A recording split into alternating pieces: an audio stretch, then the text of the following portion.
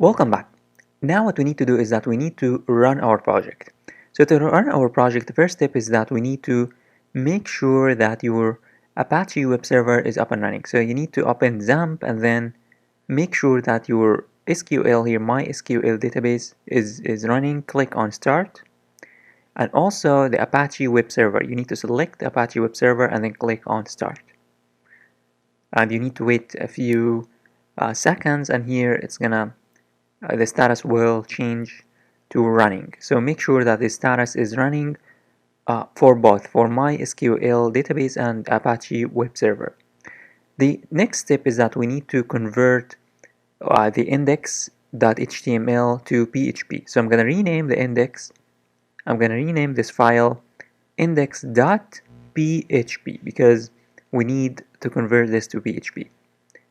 The third and last step is that we need to run this template in the browser. And to do this, you need to click on View and then Terminal and then type the following command.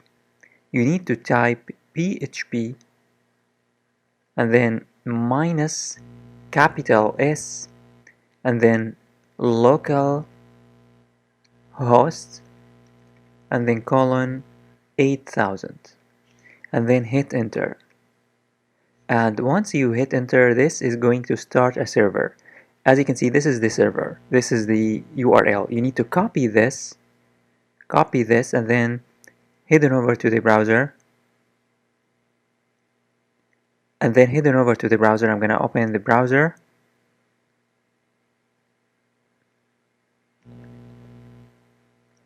And in the browser, just paste this, the URL, and hit enter. And once you hit enter, this is going to run the template. As you can see, the template will be displayed here in the browser. So this is how you can use this port, which is localhost 8000. And now, as you can see in the browser, we have the template now is working.